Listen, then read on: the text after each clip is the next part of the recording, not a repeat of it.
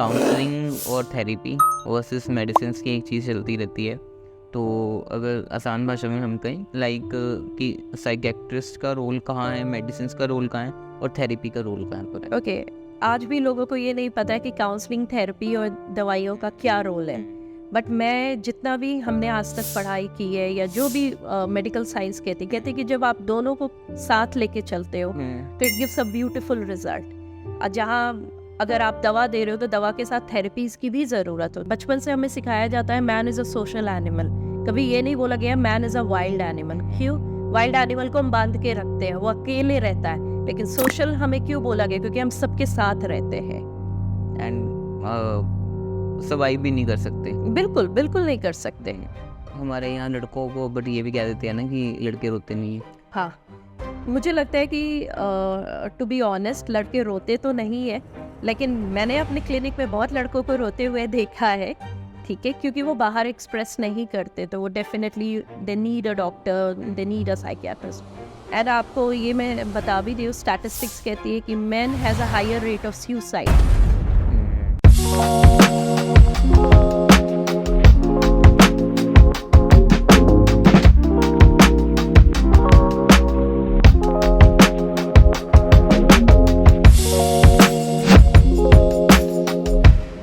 Episode number 8 Baatein Dil की podcast का। और आज के हमारे गेस्ट हैं बहुत ही रिनॉन्ड साइकियाट्रिस्ट अमृतसर के डॉक्टर सोनल राय। आज उनके साथ हमने बात की मेंटल हेल्थ पर। मेंटल हेल्थ जो एक ऐसा टॉपिक है जिस पर अभी भी बहुत सारे टैबू हैं, चाहे वो अमृतसर की बात हो, पंजाब की या भारत की बात हो। पर हमने उनसे जानना चाहा कि आज के टाइम में क्या ऐसी दिक्कत आ रही है स्पेशली यूथ को, कि यूथ बहुत ज्यादा मेंटल प्रॉब्लम्स को फेस कर रहा है, और क्या वो बात कर सकते हैं अपने पेरेंट्स, अपने दोस्तों से इस तरीके से खुलकर कि वो अपनी प्रॉब्लम्स उनके साथ शेयर कर पाएँ। क्योंकि हम फिज़िकल प्रॉब्लम्स तो बहुत आसानी से शेयर कर लेते हैं, बट मेंटल प्रॉब्लम्स को लेकर अभी भी बहुत सारे टैबू हैं। तो इन सभी बातों पर विस्तार से बात करने के लिए हमने ये पॉडकास्ट किया है डॉक्टर सोनल राय के साथ। आई एम डैम श्योर कि हर एपिसोड की तरह आज भी आपको बहुत मज़ा आने वाला है, बहुत कुछ सीखने को मिलने वाला है। Stay tuned. Hi ma'am, hello. कैसे हो आप? बहुत अच्छी। Thank you so much for your precious time and welcome to Baatein Dil की। ओके। तो आज का एपिसोड बहुत ही अमेजिंग होने वाला है, क्योंकि कॉन्वर्जेशन का जो टॉपिक है वो बहुत ज़्यादा रेलेवेंट है आज की यूथ के साथ। अगर बात करें, ओवरऑल भी बात करें, तो आप साइकियाट्रिस्ट हैं। जी हाँ। तो बहुत से पेशेंट आप ट्रीट करते होंगे। आई थिंक कहीं ना कहीं ये मान सकते हैं कि बहुत ज़्यादा यूथ की अब मेंटल प्रॉब्लम्स धीरे धीरे जो है वो विद टाइम ज़्यादा हो रही हैं। जी हाँ, बिल्कुल। बिकॉज़ जैसे जैसे हमारा वेस्टर्नाइजेशन हो रही है या कल्चर डेवलप हो रहा है, उसके साथ हमें सिस्टम, टेक्नोलॉजी, बहुत सारी चीज़ें चेंज हो रही है। उसके साथ लोग अवेयर तो हो रहे हैं, बट उसको ट्रीट करने के लिए आज भी पीछे ही हैं। टैबू है कहीं ना कहीं। बिल्कुल टैबू है, मिथ है, मिसकंसेप्शंस है कि क्यों जाना साइकियाट्रिस्ट के पास, क्योंकि वो तो पागलों का इलाज करते हैं। बट ऐसा कुछ नहीं होता। हम हमारी तरह और आपकी तरह बिल्कुल नॉर्मल इंसान होते हैं। जैसे हमें कभी पेट में दर्द होती है तो हम पेट के डॉक्टर के पास जाते हैं, तो जब सिर की प्रॉब्लम होगी तो डेफिनेटली हम सिर के डॉक्टर के पास जाएंगे, जिसे हम साइकियाट्रिस्ट बोलते हैं। लेकिन पहले के ज़माने में ऐसा होता था कि उन्हें बांध के रखते थे, पकड़ के रखते थे। तो आज से वही प्रथा चली जा रही है, जिसकी वजह से आज भी लोगों के दिमाग में या दिल में साइकियाट्रिस्ट को लेके मिसकंसेप्शंस है। एंड कहीं ना कहीं जो ये मेंटल प्रॉब्लम्स हैं, इनका रूट कोज क्या हो सकता है? एज का कोई फैक्टर आता है इसमें या? बिल्कुल, definitely as plays a very important role. But अगर आप मुझसे पूछो कि अगर कॉज, तो कॉज हम में से कोई नहीं जानता। आज भी लोग जेनेटिक या बहुत सारे इन्वायरमेंटल फैक्टर्स, ट्रॉमा, स्ट्रेस, ये सारी चीज़ें बहुत इंपॉर्टेंट प्ले करती है रोल। लेकिन आप अगर पर्टिकुलरली अगर आप पूछे कि कॉज क्या है, तो एक हम स्पेसिफाई नहीं कर सकते कि यही कॉज है। क्या मैंने ये क्वेश्चन इसलिए पूछा क्योंकि क्या होता है कि मान लीजिए फॉर एग्जांपल कोई 16-18 साल का बच्चा है, अगर उसे कोई मेंटल प्रॉब्लम है, तो क्या होता है कि फैमिली, सोसाइटी यूजली पहले ही वो चीज़ को डिनाई करना स्टार्ट कर देते हैं कि नहीं नहीं तुझे क्या हुआ है, तेरी ये एज थोड़ा है मेंटल प्रॉब्लम्स होने की, कुछ नहीं होता कुछ नहीं होता, वैसे ही कई बार हो जाता है। तो एज, छोटी एज में भी ये प्रॉब्लम्स आ सकती हैं। बिल्कुल, छोटी एज में भी प्रॉब्लम्स आ सकती हैं, क्योंकि छोटा एज काफ़ी वल्नरेबल एज होता है। जितनी जल्दी उसे ट्रीट करो उतनी जल्दी वो कंडीशन भी इम्प्रूव होती है, लेकिन जितना आप उसको देर करते हो वो कंडीशन भी डिटोरिएट करती है और वो सीवियर इलनेस में भी कन्वर्ट होती है। सो बेसिकली कह सकते हैं कि जैसे कोई भी इलनेस है, मेंटल इलनेस भी उसका पार्ट ही है। जितना उस चीज़ में देरी करी जाएंगे उतना आप अपनी कंडीशन को जो है वो ख़राब कर रहे हैं। बिल्कुल बिल्कुल, जी हाँ। And ma'am another thing is कि अगर पर्सनल फैक्टर पे बात करें तो लाइक मेरा जो एक दोस्त है रिसेंट टाइम में वो थेरेपी सेशन की तरफ जा रहा था। तो अब उसको क्या प्रॉब्लम थी, उसका थोड़ा फैमिली इन्वायरमेंट नहीं ठीक था, तो कहीं ना कहीं उस चीज़ के कारण वो थोड़ा सा डिप्रेस होना स्टार्ट ठीक हो है। गया। तो अब उसकी फैमिली उस चीज़ के अगेंस्ट थी। तो क्या कर सकते हैं लाइक कि अगर तो हमने इस चीज़ को स्टार्टिंग से दबा लिया तो वो चीज़ कितनी ख़राब कर सकती है अगर हम कोई भी प्रोफेशनल हेल्प नहीं ले रहे, कुछ भी नहीं ले रहे। अगर फैमिली डिनाई कर रही है, खुद ही डिनाई करी जा रहे हैं कि नहीं मैंने कोई हेल्प नहीं लेनी। जी। तो और अगर उसके अगेंस्ट ही हम स्टार्टिंग से ही इस चीज़ पर ध्यान दें, इसे as a proper illness treat करने की तरफ जाएं, तो कितना जल्दी ये प्रोसेस जो है वो ठीक हो सकता है। सी डेफिनेटली जितना आप अर्ली चीज़ों को ट्रीट करते हो या डायग्नोस करते हो उतनी अच्छी रिजल्ट देती है। जैसा आपका क्वेश्चन है कि अगर हम उसको दबा देते हैं, कोई भी बीमारी को जब हम दबाते हैं या इनिशियल स्टेज पे उसको ना करते या डिनाई में रहते हैं, तो डेफिनेटली वो कंडीशन बहुत डिटोरिएट बढ़ती है। अगर वो इनिशियल स्टेज में है तो प्रॉपर असेसमेंट, अपने मेंटल हेल्थ प्रोफेशनल से बात करें, काउंसलिंग से अगर चीज़ें रिजॉल्व हो सकती है तो उसे ट्रीट करें।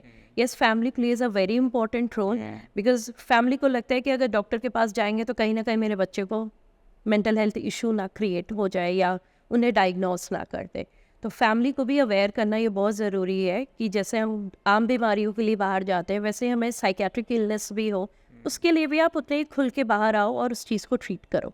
एंड कहीं ना कहीं मे बी लोगों को ये भी नहीं पता लग पाता कि आई थिंक ये तीन चीज़ें हैं, तीनों अलग हैं। Like depression is one, anxiety attack आने is and panic attack is another thing. Okay. तो तीनों डिफरेंट हैं। तीनों को बेसिक तौर पे हम कैसे पता कर सकते हैं कि हम हमारे साथ चल क्या रहा है इस टाइम पे, क्योंकि लोगों को समझ ही नहीं लगती।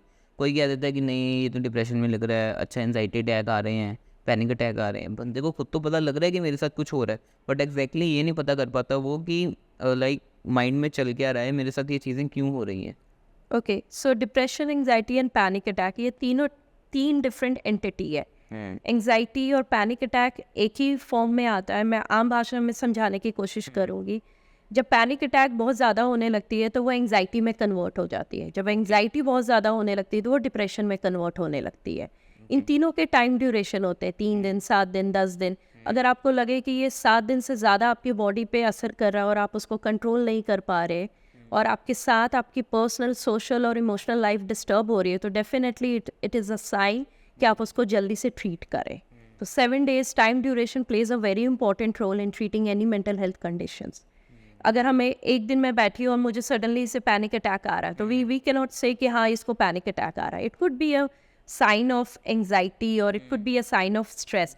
लेकिन कोई भी चीज़ को डायग्नोस करने के लिए वो एक प्रॉपर ड्यूरेशन, प्रॉपर क्राइटेरिया में सेटबैक होना चाहिए, तभी हम उसे डिसऑर्डर में कन्वर्ट करते हैं या पैनिक डिसऑर्डर बोलते हैं या एंजाइटी बोलते हैं या डिप्रेशन बोलते हैं। तो बेसिकली प्रोफेशनल हेल्प चाहिए ही चाहिए पता करने बिल्कुल के लिए भी कि चल क्या रहा है। बिल्कुल एंड जो सबसे सिवियर है वो डिप्रेशन। बिल्कुल।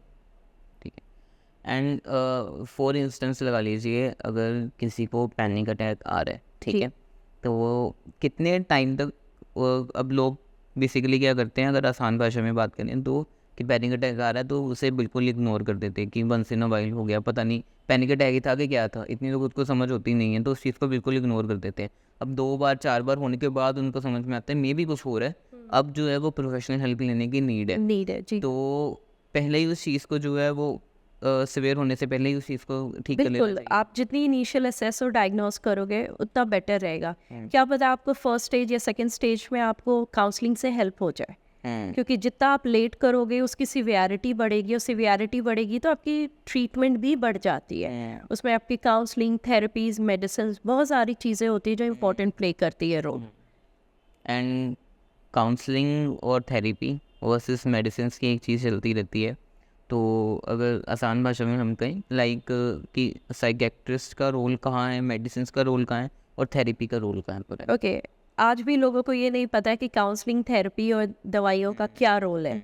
बट मैं जितना भी हमने आज तक पढ़ाई की है या जो भी मेडिकल साइंस कहती कि जब आप दोनों को साथ लेके चलते हो तो it gives a beautiful result. जहाँ अगर आप दवा दे रहे हो तो दवा के साथ थेरेपीज की भी ज़रूरत होती है। मैं ये नहीं कह सकती बीइंग अ साइकियाट्रिस्ट कि नहीं, अब बस मैं दवा दूंगी, मैं काउंसलिंग तो नहीं करूंगी, आप बस ये दवा खाओ 4 दिन बाद ठीक हो जाओ। अगर आप दोनों चीज़ें कंबाइन करते हो, थेरेपीज भी और दवाइयाँ भी, तो उसकी रिजल्ट डबल हो जाती है। इनफैक्ट वो जल्दी रिजल्ट करता है। और रही बात काउंसलिंग की, तो काउंसलिंग हमारे आम भाषा में जो आप और हम करते हैं, या जो हमारी डेली हमारी मम्मियाँ करती हैं, जो हमें समझाती रहती है। लेकिन थेरेपीज़ एक प्रॉपरली स्ट्रक्चराइज्ड थेरेपीज़ होती है, जिसको अदर भाषा में हम टॉक थेरेपी भी बोलते हैं, बट टॉक थेरेपी के बियॉन्ड होती है ये therapies. This is just not talk therapy and this is just not counselling, we call it cognitive behaviour therapy. Okay. So जैसे जैसे थेरेपीज़ बढ़ती है उसके लेवल्स भी बढ़ते हैं। एंड कहीं ना कहीं जैसे आपने बात की टॉक थेरेपी की, काउंसलिंग की, कहीं ना कहीं ये कह सकते हैं कि जैसे लोग अकेले होते जा रहे हैं, पहले क्या होता था कि बड़ी फैमिलीज होती थी, जॉइंट फैमिलीज होती थी, शायद टाइम का भी पता नहीं चलता था, इतने ज़्यादा मटीरियलिस्टिक टेंशन्स नहीं होती थी, गैजेट्स नहीं होते थे, शायद कहीं ना कहीं ज़िंदगी आसान थी, एक हैप्पी लाइफ थी। अब कंपैरिजन्स कहीं ना कहीं बहुत ज़्यादा हो गए हैं, लोग अकेले हो गए हैं, मीन टाइम बहुत ज़्यादा स्टार्ट हो गया, तो कहीं ना कहीं ये कारण है कि लोग बहुत ज़्यादा डिप्रेस्ड रहना शुरू हो गए हैं अब। डेफिनेटली एक लेटेस्ट रिसर्च आई थी जिसमें कहा गया था कि अगर जब भी हम बिस्तर पे जाते हैं तो हम मोबाइल पे बैठ जाते हैं जब भी हम सोने जा रहे हैं, एंड 1.5-2 घंटे आप देखोगे, अगर 10 बजे सोने का प्लान किया तो आप 12-1 बजे तक सोते हो, पता ही नहीं क्योंकि लगता। फ़ोन क्या है, एक स्टिमुलेंट है, वो आपको एक्टिव कर देती है, लेकिन बाद में उसका जो रिजल्ट है वो डिप्रेसोजेनिक है। जैसे आप मोबाइल बंद करके सोकर उठते हैं, आपको लगेगा कि कुछ सिर भारी है, या बहुत देर तक अगर आप मोबाइल या टीवी गैजेट्स पे हो तो कहीं ना कहीं हैवीनेस होती है। सो रिसर्च के हिसाब से बोला जाता है कि जितनी जल्दी कोई एक अगर हम टाइम ड्यूरेशंस दें किसी भी चीज़ को करने में, तो डेफिनेटली वो अच्छा इम्पोर्टेंट प्ले करता है। और कोई भी चीज़ों का प्रोज एंड कॉन्स हमेशा होता है। हम ज़्यादा यूज़ करेंगे ज़्यादा प्रॉब्लम्स आएगी, कम यूज़ करेंगे, लिमिट में यूज़ करेंगे तो उसका रिजल्ट भी बेनिफिशियल रहेगा। तो बेसिकली कह सकते हैं कि हर चीज़ जो है वो लिमिट में बिल्कुल बैलेंस। बैलेंस हो गई। एंड दोस्तों के साथ, फैमिली के साथ बात करना भी बिल्कुल बहुत ज़्यादा ज़रूरी है। अगर आप बात नहीं कर रहे हो, एक अलोन और लूफ में हो, तो बहुत सारी बीमारी होने की क्षमता रहती है, जैसे डिप्रेशन, स्किज़ोफ्रीनिया, एंग्जाइटी। आप क्योंकि आप अपने साथ हो, आप बाहर सोसाइटी में एक्सपोज नहीं कर रहे हो, तो आपका दिमाग जो कह रहा है आप उसके हिसाब से अकॉर्डिंगली वर्क कर रहे हो। बट जब हम बाहर जाते हैं, जब बाहर लोगों से मिलते हैं, तो हम उनकी तरीके से रिस्पॉन्स करना सीखते हैं। बचपन से हमें सिखाया जाता है man is a social animal, कभी ये नहीं बोला गया man is a wild animal. क्यों? वाइल्ड एनिमल को हम बांध के रखते हैं, वो अकेले रहता है, लेकिन सोशल हमें क्यों बोला गया? क्योंकि हम सबके साथ रहते हैं। एंड सर्वाइव भी नहीं कर सकते। बिल्कुल बिल्कुल नहीं कर सकते। यूजली क्या होता है कि आज के टाइम में लोग कह लेते हैं कि नहीं नहीं, अकेले वो कहते हैं अकेले आए हैं, अकेले जाना है, तो इतने ज़्यादा रिलेशंस बिल्ड करने की नीड नहीं है। नीड नहीं है बिल्कुल। कहीं ना कहीं मैरिज से भी लोगों का जो है वो अब धीरे धीरे ध्यान जो है वो कम हो गया कि नहीं, अकेले जो लाइफ है वो बेटर है। आई थिंक मेट्रोपॉलिटन में तो बहुत ही बहुत ज़्यादा। जहाँ यूथ गया हुआ है एंड अकेले ही हर चीज़ करनी पड़ती है, तो कहीं ना कहीं डिप्रेसिव नेचर को जो बढ़ जाता है। आप इतने इंडिपेंडेंट हो जाते हो कि जहाँ नीड ही नहीं होती किसी और के साथ रहने की, and you also don't develop the habit of staying together with anybody. So आपको समझ में नहीं आता कि उसके हिसाब से हमें कैसे एडजस्ट करना है या कैसे बिहेव करना है। मैम, ये एक ऐसी फील्ड है जहाँ पर शायद बहुत ज़्यादा नॉलेज तो चाहिए ही चाहिए, एंड बहुत पेशेंस भी चाहिए बिल्कुल। ट्रीट करने के लिए। आप जब पेशेंट्स को ट्रीट करते हैं, आपने ये फील्ड क्यों चुनी अपने बारे में थोड़ा सा बताइए। ओके, ये एक बहुत ही प्यारा सा चीज़ है मेरे लाइफ का जुड़ा हुआ। मेरी पूरी फैमिली डॉक्टर है, ओके। सारे सर्जन है, कोई गायनेकोलॉजिस्ट है। जब मेरी बारी आई थी तो मुझे मेरे फादर ने बोला तुम भी सर्जन बनोगे। मैंने कहा नहीं, मुझसे तो नहीं होने वाला, ये चीर फारी तो काम नहीं कर सकती मैं, बट मैं लोगों को समझने का काम ज़रूर कर सकती। उस समय उतनी अवेयरनेस नहीं थी साइकियाट्रिस्ट को लेके। आज मेरे पापा एक प्लास्टिक सर्जन है, लेकिन आज भी वो कहते हैं कि तुम पागलों को ट्रीट करते हो। Being a surgeon he still considers कि हम सिर्फ पागलों को ट्रीट करते हैं, बट हम सिर्फ पागलों को ट्रीट नहीं करते, उसके फार बियॉन्ड रियलिटी है। सो मेरे आने का मकसद था ये अवेयरनेस लाना। ना ही मैंने अपनी फैमिली की वो प्रथा तोड़ी थी, बीइंग नॉट अ सर्जन और gynaecologist. I always wanted to go for that field. और एक पर्सनल रीज़न भी था क्योंकि साइकियाट्री में हमारे उतने इमरजेंसीज नहीं होते, और जब आप सर्जन बनते हो, जब गायनेकोलॉजिस्ट बनते हो, तो आपकी लाइफ 24 घंटे उसी में रहती है। आपकी कोई फ्री टाइम नहीं होते, आप 24 घंटे काम काम काम। लेकिन हमारे साइकेट्री में एटलीस्ट थोड़ी सी फ्रीडम है कि हम अपनी लाइफ भी जी सकते हैं. And being as a person I am an extrovert, plus मैंने ये फील्ड चूज़ की, तो मैंने सोचा I will be the good example कि मैं दोनों चीज़ एक साइड बाय साइड करूँ. We had a podcast with doctor Singh, doctor Yes. Vikram Singh.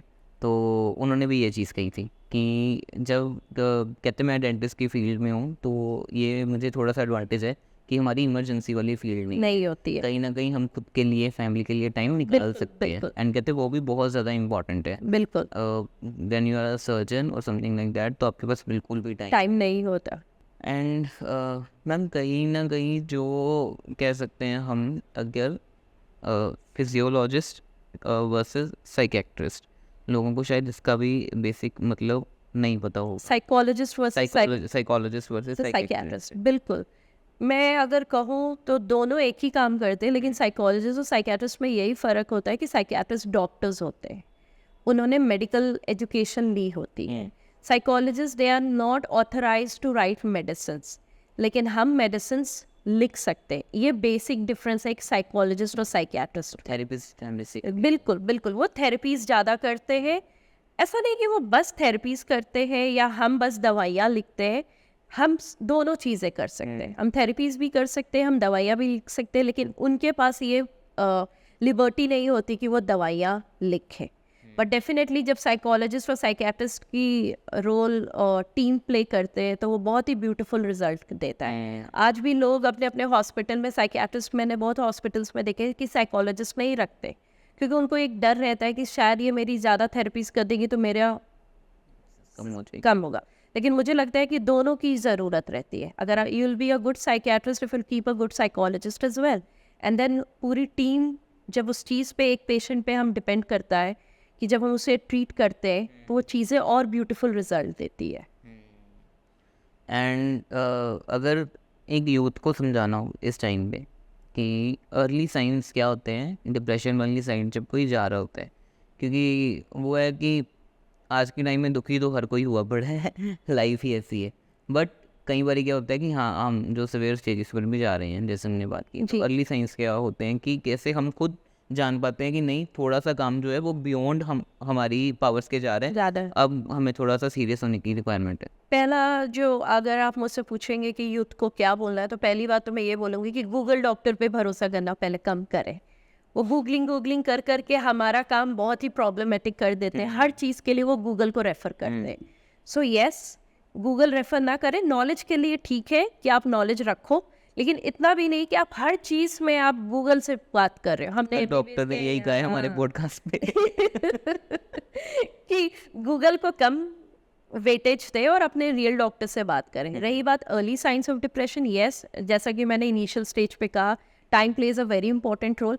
अगर कोई भी चीज़ आपके अधिक टाइम से ज़्यादा हो रही है, 7 से 10 दिन या 10 दिन से 14 दिन हो रही है, अगर आपको लग रहा है कि अब मुझसे नहीं कंट्रोल हो रहा है, मेरा लो मूड होना, डलनेस, इंटरेस्ट ना होना कोई एक्टिविटी में, नींद खराब होना, बेचैनी होना, ये सारी चीज़ें अगर डिफाइंड टाइम पीरियड से ज़्यादा है तो definitely it's a knock. You need to meet your doctor. ये नहीं कि एक दिन मेरा मूड खराब हुआ चलो चल देते हैं. मूड खराब एक दिन सबका होता है, लेकिन यू हैव टू अंडरस्टैंड वो नॉर्मल और एबनॉर्मल क्या है.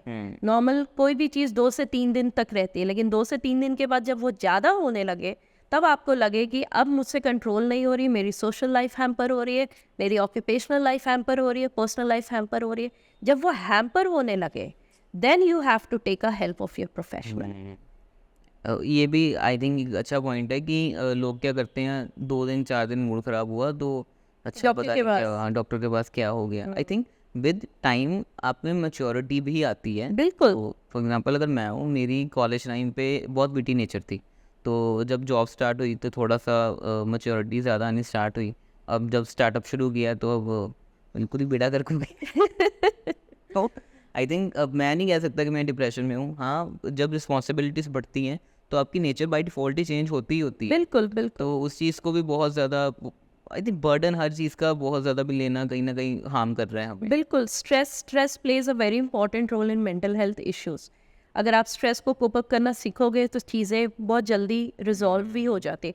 बट अब ये भी एक बहुत बड़ा इंपॉर्टेंट फैक्टर है कि आप स्ट्रेस को कोप अप कैसे करें. अब किसी के घर में कुछ हुआ है, अब उसको कोप अप करने के क्या तरीके हैं। मैं ये भी नहीं कहती कि वो चीज़ आप नेग्लेक्ट करो, लेकिन मैं ये भी नहीं कहती कि आप उसी चीज़ का रोना गाओ। 2-3 दिन तक आप रो, कोई बात नहीं, आपकी वो नॉर्मल इमोशंस है, वो रोना आएगा, कोई लॉस, कोई हार्म, कोई सैडनेस होगी, लेकिन अब लिंगर ऑन मत करो। जितनी जल्दी उस चीज़ को फिर चैनलाइज करो अपने थिंकिंग को कि अब ये नेगेटिव थिंकिंग मेरे ऊपर हावी हो रही है, लेट्स डू समथिंग पॉजिटिव जिससे ये नेगेटिव चीज़ें जितनी जल्दी रिजॉल्व हो जाए। हमारे यहाँ लड़कों को बट ये भी कह देते हैं ना कि लड़के रोते नहीं है। हाँ, मुझे लगता है कि टू बी ऑनेस्ट लड़के रोते तो नहीं है, लेकिन मैंने अपने क्लिनिक में बहुत लड़कों को रोते हुए देखा है, ठीक है, क्योंकि वो बाहर एक्सप्रेस नहीं करते, तो वो definitely they need a doctor, they need a psychiatrist. And आपको ये मैं बता भी दी, स्टैटिस्टिक्स कहती है कि man has a higher rate of suicide rather than from women. Women की suicide rates कट है as compared to men, ठीक है। तो men सबसे हाईएस्ट रोल प्ले करते बिकॉज दे डोंट एक्सप्रेस। अब जब एक्सप्रेस नहीं करते हो, आप अपने दिल दिमाग में वही चीज़ रखते हो, and then you end up into some bad things. कहीं ना कहीं शेयर नहीं कर पाते। मैंने विकास दिव्यकृति सर को एक बार सुना था, जी। दृष्टि IAS के फाउंडर हैं। सो ही वाज सेइंग कि लड़कियों को कहीं ना कहीं जो मदर के साथ अफेक्शन होती है जी। तो वो रहती है थ्रू आउट। लड़कों की भी होती है बट कहीं ना कहीं जब वो 15-16 टीनेज में आते हैं तो थोड़ा सा कट आउट हो जाता है। जी। फादर्स के साथ वो कर नहीं पाते क्योंकि फादर्स ने तो खुद वही जर्नी देखी है, उन्हें पता ही नहीं कि एक्सप्रेस कैसे करना है, तो बच्चों के साथ वो कैसे करेंगे, उनको कैसे बताएंगे कि करना है। तो कहीं ना कहीं कहते हैं लड़कों का एक माइंडसेट ही वैसा बन जाता है कि खुद में चीज़ रखनी है, एंड कहीं ना कहीं जो गोल होता है वो पैसा ही बन जाता है। लड़कियों के कहते हैं अगर आप माइंडसेट देखोगे तो फैमिली को नॉरिश करना भी उनका एक गोल होता है, बट लड़कों का कहीं ना कहीं यही गोल होता है कि हाँ जैसे उन्होंने कोट किया था कि बड़ा घर होना चाहिए, बड़ी गाड़ी होनी चाहिए, $1-2 मिलियन डॉलर्स होने चाहिए अकाउंट में, एंड वही वहीं पर ही कहते हैं उनकी लाइफ जो है वो रिवॉल्व होती रहती है। अगर कहते हैं लड़की की देखे तो लड़की का ये होता है कि हाँ घर छोटा भी होगा बट खुशी होनी चाहिए, मकान नहीं होना चाहिए, घर होना चाहिए। तो कहते हैं ये जो डिफरेंस है वो कहीं ना कहीं लीड करता ही रहता है। जी हाँ, आपने वो कलर्स भी देखे होंगे, pink is for girls, blue is for boys. ये सारी चीज़ें मुझे लगता है कि हमारे जो एंसेस्टर्स थे या हमारा एक फैमिली बैकग्राउंड, ये बहुत इंपॉर्टेंट प्ले करता है रोल, ठीक है, क्योंकि लड़के रोते नहीं हैं और लड़कियां सिर्फ रोती हैं, इमोशनल ड्रामा करती हैं, ब्लैकमेल करती हैं, ये सब चीज़ों से लड़कियां लेबल्ड होती हैं, लेकिन लड़के स्ट्रॉन्ग, टफ, उनको कोई भी दर्द हो जाए वो सह लेते हैं। मुझे लगता है ये सारी चीज़ें एक इंसान की धारणा है। जो इमोशनल होते हैं वो कहीं ना कहीं एक्सप्रेस कर लेते हैं, जो इमोशनल नहीं होते वो एक्सप्रेस नहीं करते। Human to human nature differ बिल्कुल नेचर डिफर करता है, और also family plays a very important role. आप जैसे नेचर इंपॉर्टेंट है वैसे नर्चर इंपॉर्टेंट है। जैसे आप बचपन से उग रहे हो, जैसे आप पौधे की तरह बढ़ रहे हो, आपकी फैमिली आपके ब्रेन में क्या डाल रही है वो भी बहुत इंपॉर्टेंट रोल है। जैसा आपका कहना सही है कि गाड़ी बंगला यही चीज़ है, क्योंकि जब हम शादी भी करते हैं तो हम लड़के के नेचर या सेंसिटिविटी के बेसिस पे नहीं करते, हम ये देखते हैं पैसा कितना है, काम क्या करता है, स्ट्रॉन्ग है, बॉडी बिल्डिंग है, यही इसी बेसिस पे। और लड़कियां घर संभाल लेंगी, सॉफ्ट है, सुंदर है, तो ये पहले से ही ये धारणा बनी हुई है, पैरामीटर सेट हो गए। जी हाँ। स्पिरिचुअलिटी हेल्प करती है इन चीज़ों में? अगर जी हाँ, बिल्कुल। टू बी ऑनेस्ट अगर आप मुझसे पूछे तो मैं एक एथिस्ट हूँ, ठीक है, लेकिन I do believe in to this कि जहाँ दवा है वहाँ दुआ है। मैं ये नहीं बिलीव करती कि कोई भगवान है या कोई ये, बट ये ज़रूर बिलीव करती कि पॉजिटिव एनर्जी ज़रूर है। जब बैड एनर्जी है तो पॉजिटिव एनर्जी भी, तो positive energy could be turned into any person या कोई पावर, इन सब चीज़ों में। सो आई फील दोनों चीज़ें इंपॉर्टेंट है, लेकिन बैलेंस में। मेरे लिए वो नहीं होता कि जब तक अगरबत्ती ना दिखाओ तो आपके मुंह में निवाला नहीं जाएगा, या सुबह 4 बजे जाके मैं गोल्डन टेम्पल पहले जाऊंगी तब मैं कुछ करूँगी। ये सारी चीज़ें इंसानों ने बनाई है, ये किसी ने बोला नहीं कि आपने 4 बजे ये करना है तब हम ये करेंगे। सो मुझे लगता है दोनों का इम्पोर्टेंट रोल है। ऑल्दो मैं एथिस्ट हूँ लेकिन ये सारी चीज़ों पे बिलीव करती हूँ। लेकिन मुझे अगर आप बोल दोगे कि आप पहले प्रसाद राइट हैंड से लो, लेफ्ट हैंड से लो, पाँव आगे पहले करके लो, तो मैं शायद थोड़ी डिसएग्री करूँगी इन सब चीज़ों पे। तो मैं बहुत ज़्यादा मानता हूँ भगवान में, बट ये चीज़ों में मैं भी नहीं मानता कि ये हाथ से करना। आई थिंक जब भगवान से आपका कनेक्शन जुड़ रहा है बिल्कुल। तो उसमें फिर वहम आ ही नहीं सकता। बिल्कुल वही बात है ना, दवा है तो दुआ है, दोनों चीज इक्वली है, बैलेंस्ड है। आप हम पे क्यों बिलीव करते हो? क्योंकि हम ट्रीट करते हैं, आप हमें जानते नहीं हो। लेकिन एक कॉन्फिडेंस बिना जाने भी है ना कि डॉक्टर्स आर देयर, कि वो हमें ठीक करेंगे। वैसे ही गॉड भी एक क्या एनर्जी है, सोल है, वी हैवंट सीन, बट फिर भी हम उन पे ट्रस्ट करते हैं। तो that energy I believe. But if you ask me कि पर्टिकुलरली कोई मंदिर, मस्जिद या कोई टेम्पल या कुछ इस तरीके, तो I don't believe in to all these. I think अगर किसी चीज़ में आपको सुकून मिल रहा है बिल्कुल तो वो स्पिरिचुअलिटी ही है। बिल्कुल, कईयों का क्या होता है कि जो वो डाउन होते हैं, म्यूज़िक बहुत हेल्प करता है, बहुत ज्यादा, रीडिंग हेल्प करती है, कईयों के लिए भजन करते हैं, बहुत अच्छा। कईयों के लिए मंदिर गुरुद्वारे जाना भी उनको हेल्प करता है, उन्हें एक पीसफुल इन्वायरमेंट मिलता जी है। हाँ, तो आई थिंक जिस चीज़ में आपको सुकून मिल रहा है, आपको उस दिशा में जाने की बिल्कुल requirement है। बिल्कुल। और मैम हमने डॉक्टर HP सिंह के साथ जब पॉडकास्ट किया और डॉक्टर सिंह के साथ जब किया, तो दोनों ने एक चीज़ कॉमन कही कि हर फील्ड में इट्स नॉट कि हर डॉक्टर बुरा है, बट ये भी नहीं है कि हर डॉक्टर अच्छा है। अच्छा, जी हाँ, बिल्कुल। तो कहते हैं कि हर फील्ड में ये होता है, there are good and there are bad. तो आपकी फील्ड ऐसी है कि एक बंदा ऑलरेडी जो है वो बहुत ज़्यादा मेंटल प्रॉब्लम के साथ आ रहा है, अब उसे अगर मिसगाइड किया जाएगा तो वो तो बेचारा वैसे ही परेशान ही आया हुआ है, वो और परेशान हो जाएगा। तो ऑनेस्टी कितनी ज़्यादा इंपॉर्टेंट है? I think कि not only in my profession, I think it is required in every profession. अब अगर उसे, क्योंकि हम प्रोफेशनल्स हैं, प्रोफेशनल्स का मतलब होता है हमने पढ़ाई की है, फैक्ट्स जानते हैं, बेसिस जानते हैं, साइंटिफिक रिसर्च एविडेंसेस के बेसिस पे हम बात करते हैं। तो जब आप भी आम लोगों की तरह उसको आंसर्स दोगे तो आप में और उनमें कोई फ़र्क नहीं रहेगा। So I think honesty plays a very important role and we need to be honest with our patient जो है, चाहे वो bad news हो, चाहे वो good news हो, but we have to be honest with our patient in order to explore कि उनके दिमाग में या हमारे थेरेपी में क्या important रहेगी। And how important it is कि पेशेंट्स भी जो हैं वो अपने डॉक्टर्स, नॉट ओनली डॉक्टर्स, मैं कहता हूँ कि 3 प्रोफेशंस हैं, CA, लॉयर एंड डॉक्टर्स। यहाँ पर तो पूरी जितनी भी रिसर्च कर सकता है बंदा करनी चाहिए बिफोर गोइंग टू देम, क्योंकि आप सबसे ज़्यादा इनके सामने डिस्क्लोज होते हो। तो कितना इम्पॉर्टेंट है पेशेंट्स के लिए भी कि सही गाइडेंस की तरफ ही जाए। लोग क्या होता है यूजुअली कि अच्छा उसने कह दिया, नहीं मेरे नोन में है वहाँ चला जा, वो मेरे नोन में है वहाँ चला जा, गूगल से देख लिया थोड़ा बहुत तो वहाँ पर, बट प्रॉपर गाइडेंस कितनी ज़्यादा इम्पॉर्टेंट है? ओके, ये एक बहुत ही इम्पॉर्टेंट मुद्दा है।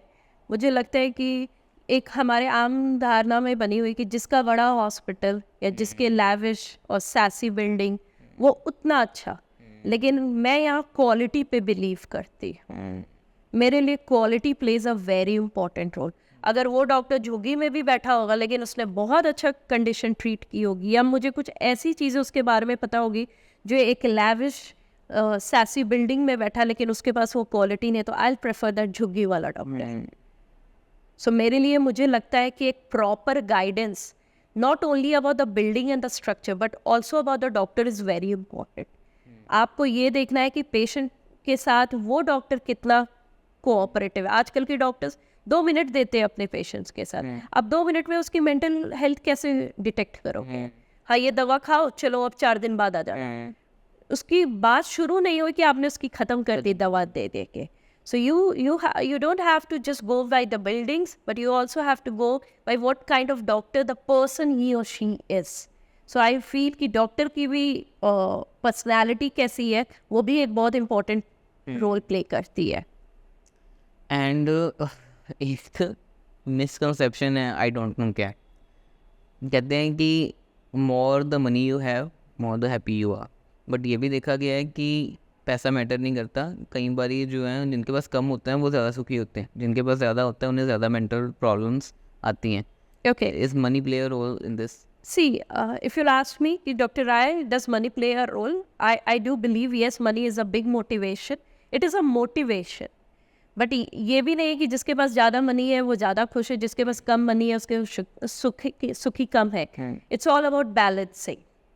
जितना आप बैलेंस चीज़ों को करके चलो, जब आपको लगे कि बहुत ज़्यादा हो रहा है तो you have to take a pause, you have to take a कि अब मनी तो आ गया लेकिन मेरे घर में प्रॉब्लम्स ज़्यादा बड़ी पड़ी है, तो that time you need to be like knock, you have to take a pause and you have to think कि क्या करना है मुझे, क्या नहीं करना। So I totally don't agree कि more the money more the happiness. I feel कि money plays a motivational role, but it is not the only thing and exceptional thing for anybody.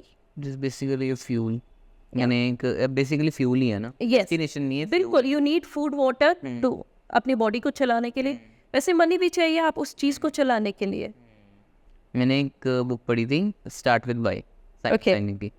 तो जहाँ पर मैं आज हूँ, कहीं ना कहीं उस बुक ने मुझे बहुत ज़्यादा इम्पेक्ट किया. तो उसमें यही है कि आपको अपना वाई पता होना बहुत ज़्यादा इम्पोर्टेंट है, बहुत ज़्यादा. क्योंकि लोगों को व्हाट पता होता है, हाउ पता होता है कि वो क्या कर रहे हैं, कैसे कर रहे हैं, बट वाई नहीं पता होता.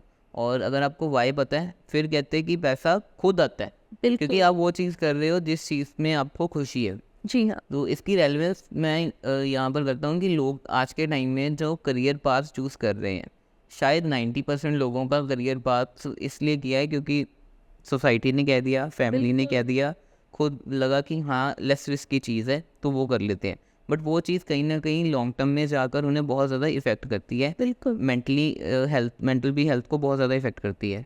तो कितना इम्पॉर्टेंट है वो चीज़ करना जो आप करना चाहते हो.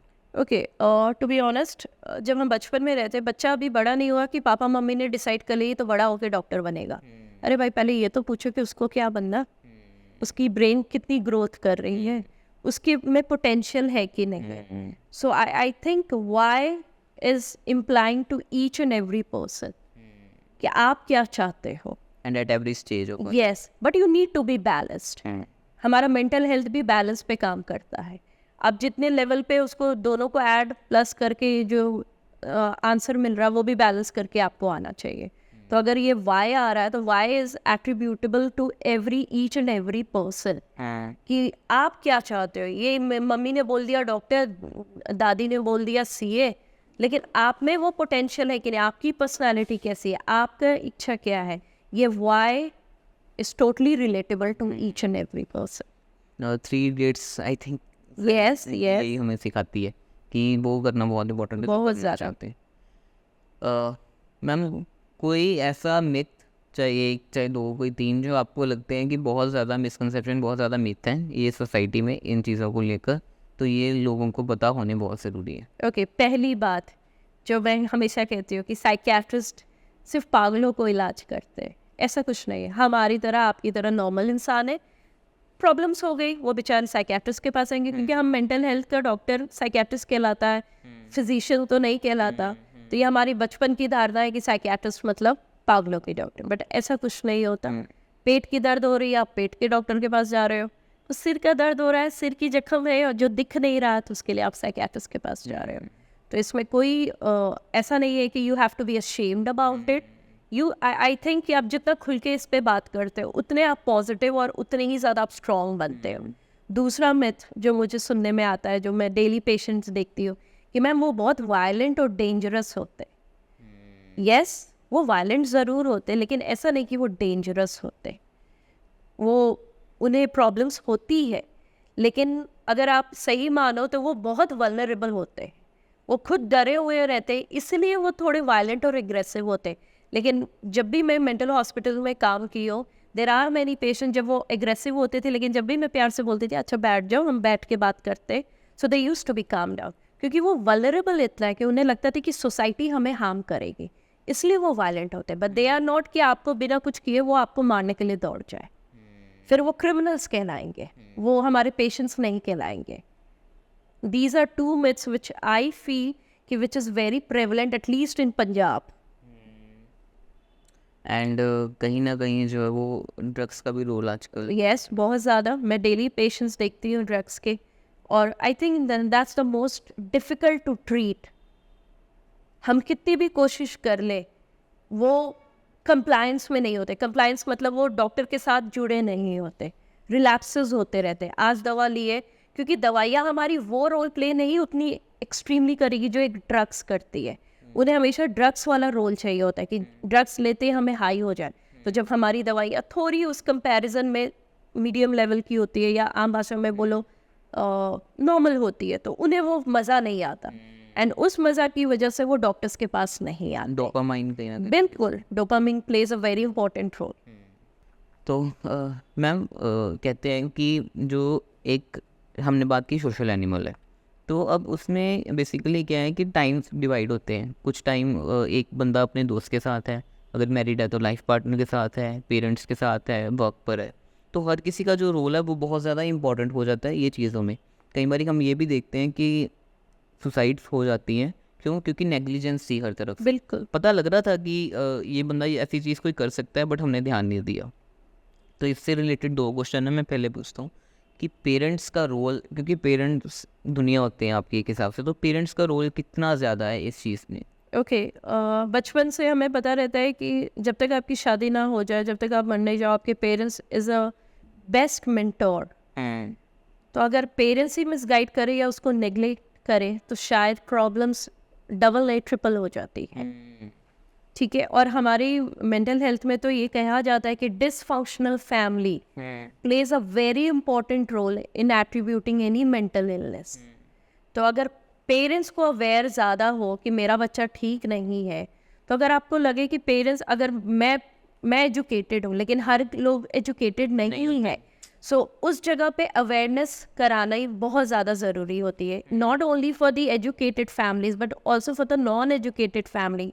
कि जब आपके बच्चे को ये क्षमता या लक्षण हो रहे हैं तो उस केस में आपको अपने डॉक्टर को दिखाना है। हम बचपन से अवेयरनेस करते हैं, वैक्सीन लगा लो। हम कभी, मैंने किसी गांव में ये नहीं देखा कि मेंटल हेल्थ पे कभी कोई जा रहा है कि मेंटल हेल्थ की भी कोई अवेयरनेस कैंपेन करो और उसके लिए भी स्क्रीनिंग करो कि आपके बच्चे को अगर ये प्रॉब्लम हो रही है तो उसके लिए आप अपने डॉक्टर से मिलो। वैक्सीन तो लगा रहे हैं लेकिन कभी किसी गवर्नमेंट ने ये कैंपेन अभी तक नहीं डाला है कि आपके बच्चे को अगर ये दिक्कत है तो 2 साल की उम्र में आपको ये कराना है, 3 साल की उम्र में आपको मेंटल हेल्थ डॉक्टर के पास ले जाना है। क्योंकि हम ज़्यादा इंपॉर्टेंस सिर्फ फिजिकल इलनेस को देते हैं, डायबिटीज़ हो गई, हाइपरटेंशन हो गई, बीपी हो गई, अरे प्रॉब्लम हो गई, लेकिन यहाँ का क्या, जो दिख नहीं रहा, जो दिख नहीं रहा वही सबसे डिफ़िकल्ट है क्योंकि उसे ट्रीट करना बहुत ही मुश्किल होता है। छोटे बच्चे लेटेस्ट रिसर्च कहती है कि 2 साल के बच्चे को भी डिप्रेशन हुई है। अब बताओ कि 2 साल का बच्चा कैसे बोलेगा मैं लो मूड में हूँ, उसकी तो बोली अभी तक नहीं आई होती है। लेकिन लेटेस्ट रिसर्च ने कहा है by their behaviour, by their act, it is attributing to the depression. तो बट उन्हें कैसे, मतलब डिप्रेशन गैजेट्स? नहीं, इट डिपेंड्स, जेनेटिक बट है ना, रिसर्च में तो आ गया कि 2 साल के बच्चे को भी हो गया डिप्रेशन। तो हम जितनी ज़्यादा अवेयरनेस करेंगे पेरेंट्स को या फैमिली को, उतनी ज़्यादा अच्छी रहेगी कि आपका मेंटल हेल्थ भी उतनी इंपॉर्टेंट हो। ज़रूरी नहीं होता कि अगर फर्स्ट स्टेज में मेरे बच्चे को कुछ हुआ तो कुछ होना ही है। आप अगर डॉक्टर या प्रोफेशनल को दिखा रहे हो तो वो आपको सही गाइड करे, तो आपको ज़रूरी नहीं होता कि इसको दवा देना है या ईसीटी देना है या कुछ इतनी सीवियर। क्योंकि हम डर जाते हैं कि मेरे बच्चे को कोई मेंटल हेल्थ इशू, क्योंकि हम उसके बारे में बात नहीं करना चाहते, उसके बारे में डिस्कस नहीं करना चाहते। अब हम ये सोच ही नहीं सकते अरे मेरे बेटे को कोई मेंटल प्रॉब्लम है, क्योंकि ये मेंटल वर्ड ही इतना ज़्यादा लोगों ने इसका कंसेप्ट खराब रखा है कि उस वजह से ऑल ओवर द वर्ल्ड इसकी टैबू बहुत ज़्यादा। अगर मुझे कोई बोले तो मैं सबसे पहले मेंटल वर्ड हटाऊंगी, क्योंकि हम मजाक में अपने दोस्तों को बोलते हैं मेंटल है क्या तू, तो mental is a very sensitive thing but the people how we use it makes it more sensitive.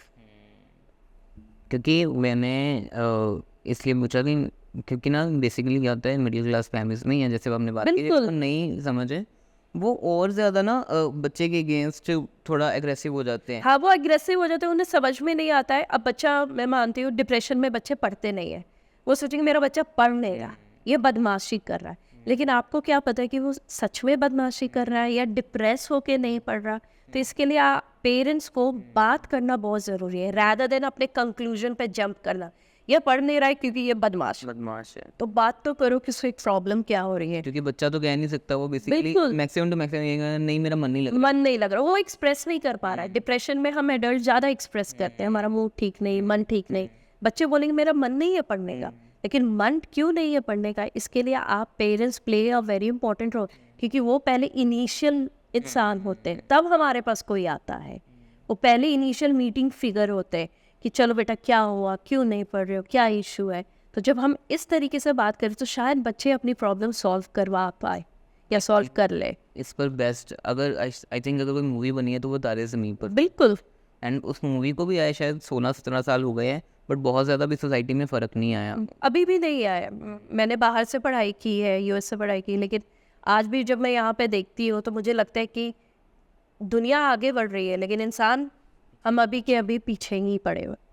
Amazing podcast अभी तक तो, क्योंकि हमने अभी तक फिज़िकल हेल्थ यहाँ पर कवर की थी, लोगों को ये अवेयर किया था कि आपके टेस्ट होने कितने इंपॉर्टेंट हैं 1 साल में 1 बार। जैसे डॉक्टर एचपी सिंह ने बताया था कि आफ्टर 25 आपको जो है वो कंप्लीट टेस्ट करवाने शुरू कर कर लेने देने चाहिए, चाहिए। क्योंकि प्रिवेंशन हमेशा बेटर बेटर रहती देन है। क्योर। या तो आई थिंक इसमें भी यही है कि प्रिवेंशन बिल्कुल, बहुत ज़्यादा बेटर है। बहुत ज़्यादा। एंड अब कमिंग टू अब सेकंड क्वेश्चन मैम, अगर लग रहा है हमने बात की कि क्यों पेरेंट्स को इम्पोर्टेंट है इस चीज़ पर ध्यान देना, अब मान लीजिए कि लग रहा है पता, पेरेंट्स को लग रहा है या बच्चे को खुद पता लग रहा है कि थोड़ी सी जो कंडीशन है वो सीवियर होनी स्टार्ट हो चुकी है, अब स्टेप बाय स्टेप उनकी क्या जर्नी रहनी चाहिए? ओके, स्टेप बाय स्टेप पहली तो आप उनसे बात करो। अगर आपको लग रहा है कि आपके समझाने के बाद भी बच्चे समझ नहीं रहे, तो definitely they need a professional, क्योंकि प्रोफेशनल नोज कि आप जब बच्चे समझते नहीं तो हमें पता रहता है कि किस तरीके से समझाना है। जब पहला आप नहीं ठीक कर पाए तो टीचर्स से बात करो, टीचर्स ठीक नहीं कर पाए तो साइकोलॉजिस्ट से बात करो, साइकोलॉजिस्ट ठीक नहीं कर पाए तो साइकियाट्रिस्ट से बात करो। So you have to go step by step, baby steps लेने पड़ेंगे आपको। You just can not just jump to the conclusion कि मेरे बच्चे को कुछ हो गया। एंड आई थिंक ये हर किसी को समझने की नीड है कि स्ट्रेस कहते हैं, हिंदी में कहते हैं चिंता चिता समान होती है, जी तो बहुत ज़्यादा एक्शंस पर ज़्यादा ध्यान देने की नीड है रादर दैन कि सोचते रहने से, वो भी बिल्कुल। बहुत ज़्यादा रोल प्ले करती है। जी हाँ, और thank you so much ma'am, आपका एक्सपीरियंस कैसा रहा? बहुत बहुत अच्छा रहा अनीश, बहुत अच्छा। Thanks to all of you. Thank you so much. Thank you. तो कैसा लगा आप सबको आज का एपिसोड? जैसे कि मैंने आपको इंट्रो में कहा था कि आपको आज बहुत कुछ सीखने को मिलने वाला है और मैं इस चीज़ को लेकर बहुत श्योर हूँ कि डेफ़िनेट आपने इस एपिसोड से बहुत सारे आउटकम्स लिए होंगे। डॉक्टर सोनल राय ने हमें बहुत आसान भाषा में समझाने की कोशिश की कि क्या-क्या मेंटल प्रॉब्लम्स, क्या-क्या ऐसी दिक्कतें हैं जो आज के टाइम में हम फेस कर रहे हैं, उसके कारण क्या है, कैसे एक बेहतर ज़िंदगी जी सकते हैं और कैसे अगर हमको ये प्रॉब्लम फेस कर रहे हैं तो हम खुद और हमारे सराउंडिंग्स में जो लोग हैं, वो कैसे इस तरीके से इन चीज़ों को सॉल्व कर सकते हैं, इन चीज़ों को आइडेंटिफ़ाई कर सकते हैं अर्ली स्टेज पर कि हमें दिक्कत ना हो। मुझे बहुत ज़्यादा उम्मीद है कि आप इससे शेयर करेंगे क्योंकि ये सोसाइटी के लिए एक बहुत इम्पोर्टेंट टॉपिक है। तो प्लीज़ अगर आपको हमारा पॉडकास्ट अच्छा लगा तो शेयर ज़रूर कीजिएगा। डॉक्टर सोनल राय के पेज को भी ज़रूर फ़ॉलो कीजिए क्योंकि वो बहुत सारी अमेज़िंग वीडियोज़ डाल रहे हैं अपने पेज पर, बहुत बेहतरीन काम कर रहे हैं। And stay tuned for our upcoming episodes. Thank you so much.